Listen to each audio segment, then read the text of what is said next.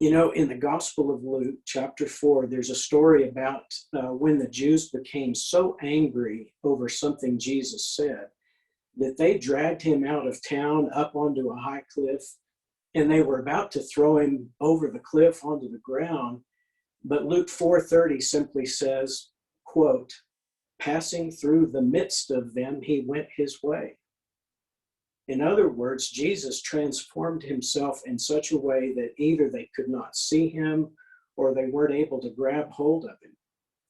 And then in chapter 20 of John's gospel, we have an account where the disciples, on the evening after Jesus' resurrection, they were very afraid of what the Jews might do to them, so they were huddled up with each other behind closed doors out of fear. And suddenly, Jesus was standing in the middle of the room. Somehow he morphed himself in a way that allowed him to pass through the walls of the house and then made himself visible to the disciples.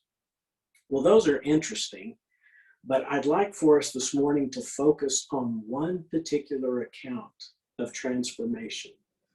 The Gospels of Matthew, Mark, and Luke tell of the time when Jesus took 3 of his disciples into a secluded area, away from the crowds, up in some mountains. And in most of our English translations, Matthew 17 and Mark 9 use the word transfigured to describe what happened next. Matthew 17:2 says, "And Jesus was transfigured before them, and his face shone like the sun, and his garments became as white as light." In Mark 9, verses 2 and 3, it says, 6 days later, Jesus took with him Peter and James and John and brought them up on a high mountain by themselves, and he was transfigured before them, and his garments became radiant and exceedingly white, as no launderer on earth can whiten them. Let's stop a second and think about what really happened there. Did Jesus actually change? Was the Jesus who walked down the mountain after this event any different from the Jesus that went up the mountain before it? Could it be that this entire event happened so that these 3 close friends of Jesus might get a glimpse of him as he truly is in the spiritual realm? Perhaps this episode was designed as an eye-opening event for the disciples. That is, an event that helped to open their spiritual eyes so that they could see something that was already true about Jesus, but which they had not been able to see before. We'll come back to that thought in a few minutes. Perhaps you've heard, most of you probably heard, that the ancient documents which make up our New Testament were originally written in the ancient Greek language. So for centuries, scholars have spent countless years of their lives learning ancient Greek so that they can develop dictionaries and encyclopedias so that translators can give us the Bible in our own language so we can read it for ourselves. Well, it might come as a surprise to you that you already know the ancient Greek word that was translated into English as transfigured in those 2 verses. It's the word metamorpho. Sound familiar? It's that ancient word from which we get our English word metamorphosis. And we use that word to describe the process by which a little caterpillar or larva is transformed into a beautiful butterfly. Now, in my English language Bible, the 2 passages I just read to you are the only places where the English word transfiguration appears. And that might make us think that the Greek word metamorpho only appears in those 2 passages about the transfiguration of Jesus. But in fact, metamorpho appears in 2 other places in the New Testament. For some reason, the translators decided to use a different word in English to translate that identical Greek word metamorpho. In those other 2 cases, the Bible's not talking about the metamorphosis of Jesus. It's not something that he's undergoing. Instead, the Bible is talking about your metamorphosis, your transfiguration. Would you be interested in knowing what those two verses say about your metamorphosis? Well, if you don't mind, I'm going to read all 4 verses where that Greek word is used, including the ones I just read. But I'm going to use the word transfigured in all 4 of those verses and not just in the first 2. Now, why would I want to do that? I'm not doing it to suggest that once you reach a certain stage of enlightenment and spirituality, that you can invite your friends up onto a mountain so they can see your face and clothes become as bright as the sun. No, I'm going to use the English word transfigured in all 4 verses to stress the point that the original ancient texts of the New Testament use that word to describe, the word it used to describe the Jesus transfigure event is the very same word that's used to describe something that has already happened to you. Okay, so these first 2 you've already heard, Matthew 17:2. Jesus was transfigured before them, and his face shone like the sun, and his garments became as white as light. And then Mark chapter 9, 6 days later, Jesus took with him Peter, James, and John and brought them up on a high mountain by themselves.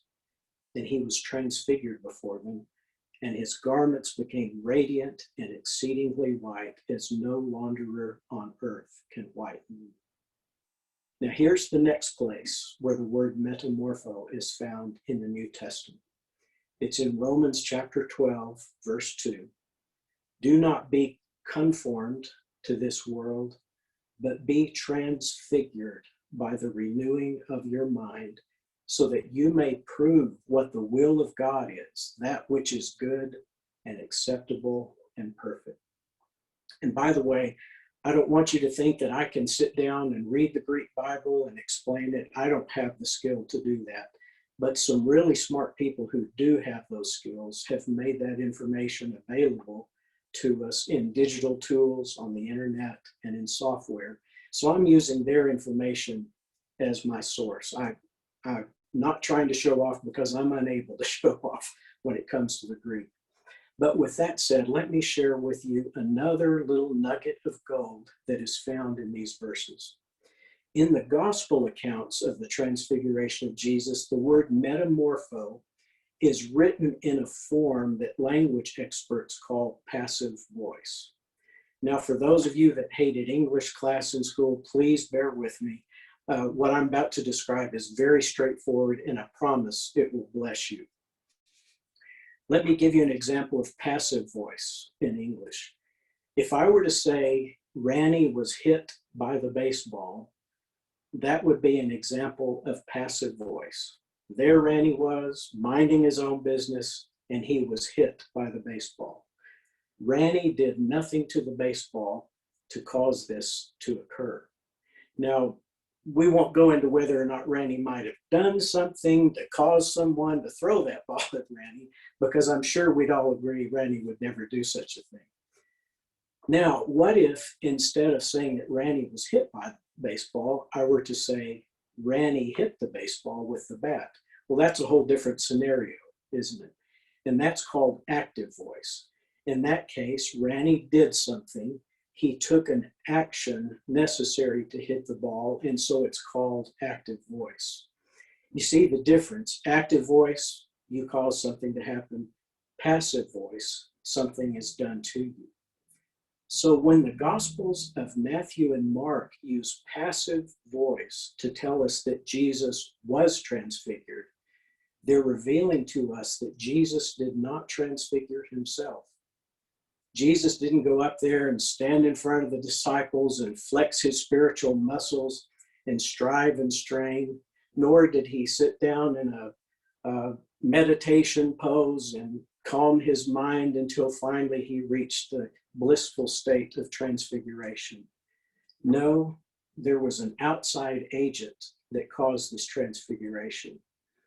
Now, when I read those 2 passages about the transfiguration of Jesus, I left out a part of it for the sake of time. But in both of those accounts, there was a voice which came out of a bright cloud in heaven which said, "This is my beloved Son, in whom I am well pleased."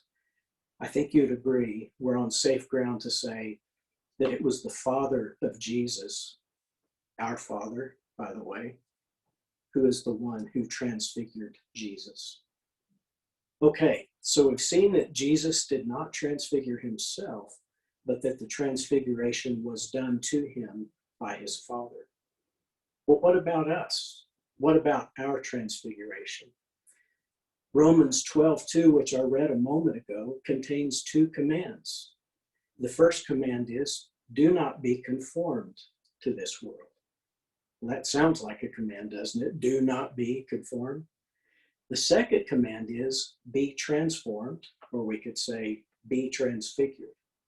Well, if those are commands, they must be telling us to do something right. And if they're telling us to do something, that is to take some action, then surely that must mean that active voice is used in the Greek, and that we are the ones who are supposed to transfigure ourselves. Wouldn't that kind of make sense? But once again, we find passive voice is used, not only for be transformed, but also be conformed. If active voice had been used, the translators probably would have said something like, don't conform yourself to this world, instead transform yourself. But here's a key point, and I hope I can say this in a way that makes sense. Those two commands in that one verse serve as a warning.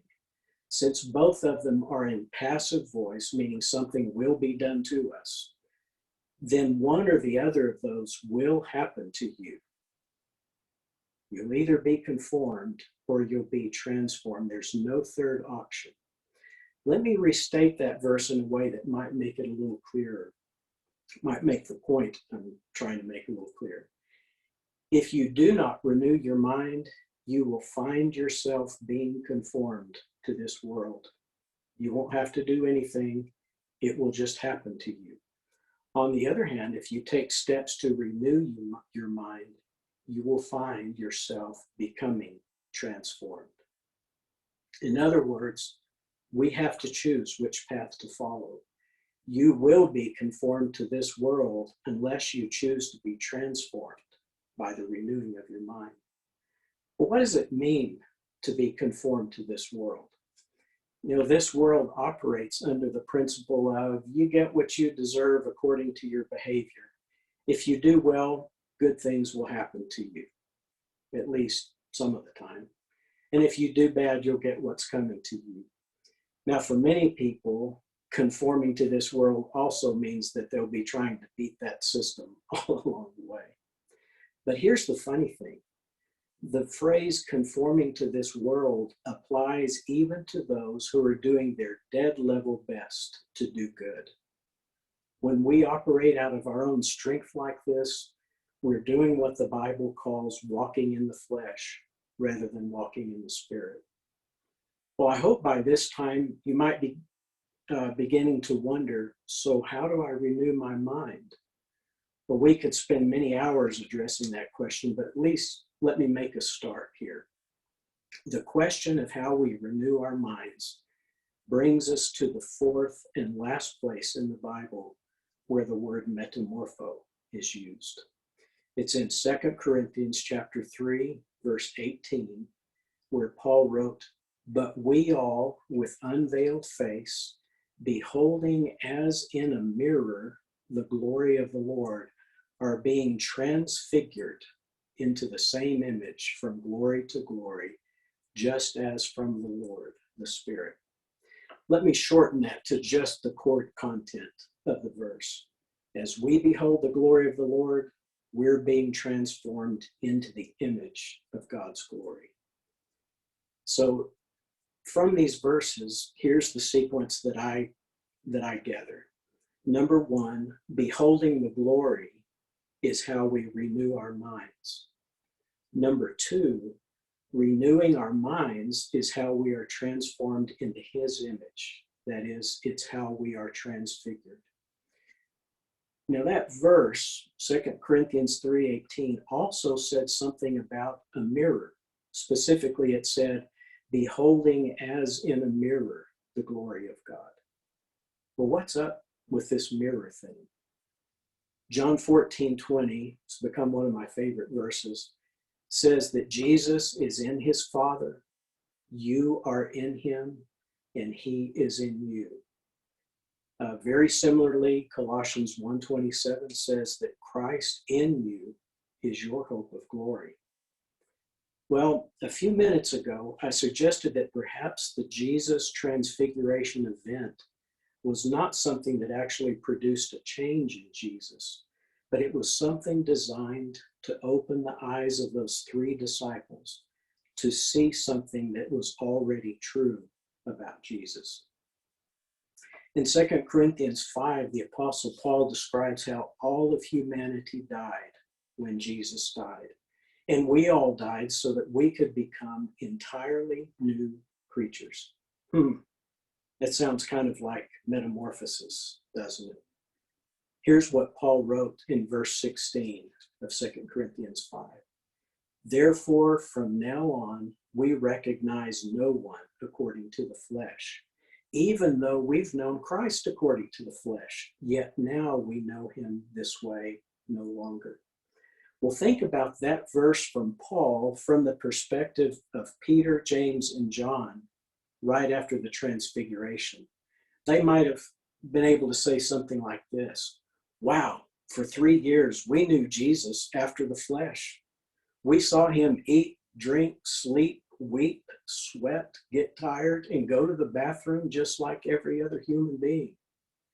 Yes, he did and said things that were out of the ordinary, but in his own flesh, he was quite ordinary. Then one day, we saw him in a whole new light. He was transfigured right before our eyes. It was only momentary, but it opened our eyes. Therefore, from now on, we do not think of him according to the flesh, even though we once knew him only according to his flesh. We, you and I, have been transformed, past tense, passive voice. We have been transfigured by God's grace. I believe that our transfiguration happened at the cross and at the resurrection of Jesus. When these verses tell us, be transformed, I believe they're telling us to be what is already true about us and about every other human being. When Paul wrote, therefore from now on, we recognize no one according to the flesh, he's describing how you should see yourself. You may see yourself strictly in the flesh based on your past behavior, based on your past thoughts, maybe even your current thoughts and behavior. But in this verse, Paul is saying how you should see yourself in every other person. In our world, the vast majority of people have no idea that they've been transformed. Passive voice, past tense.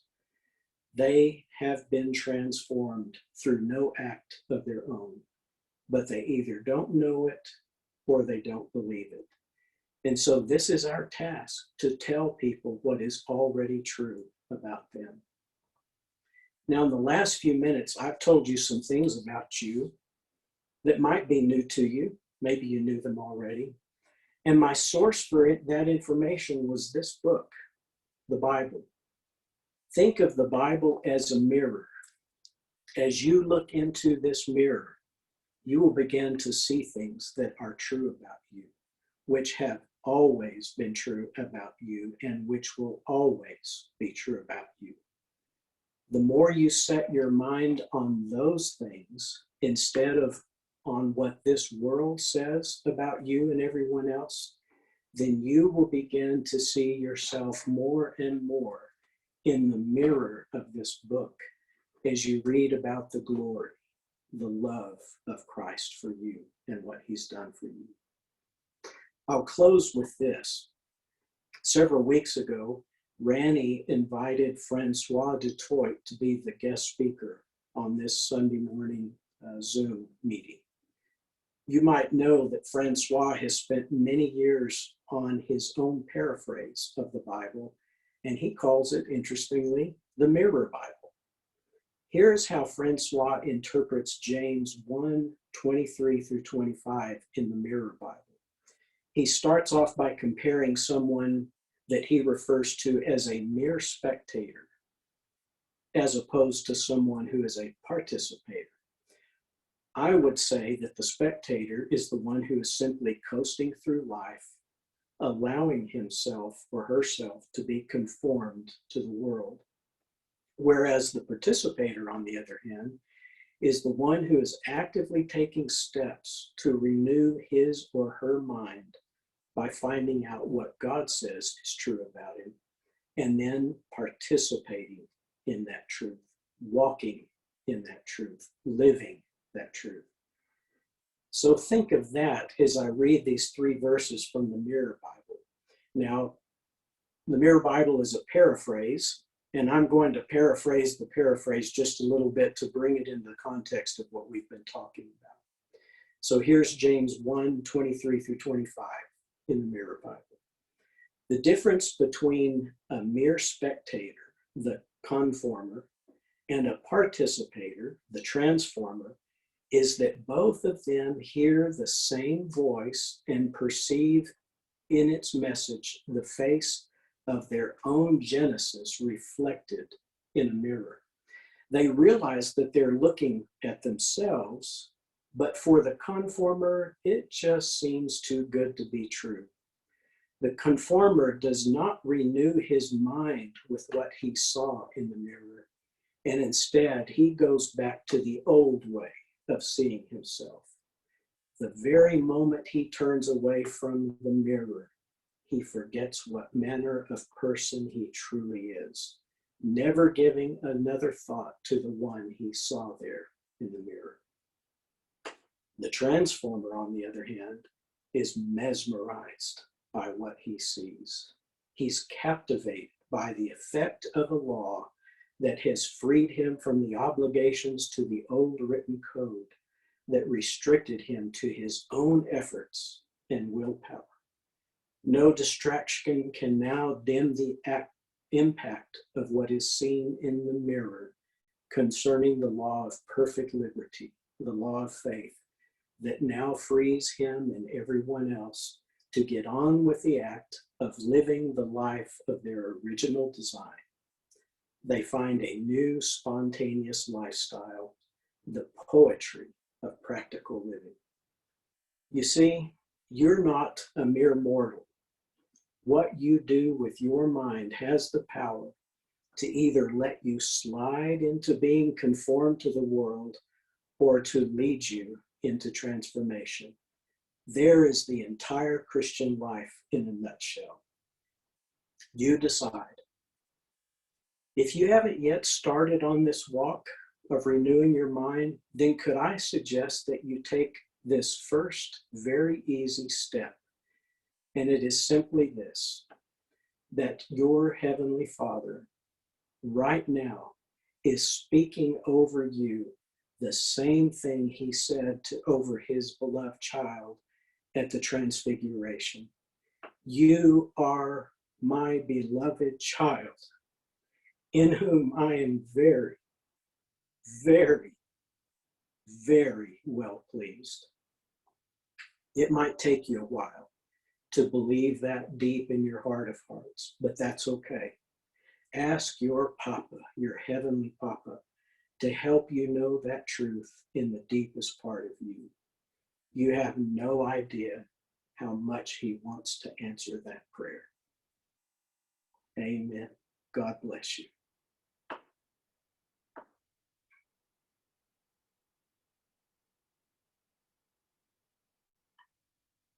Oops.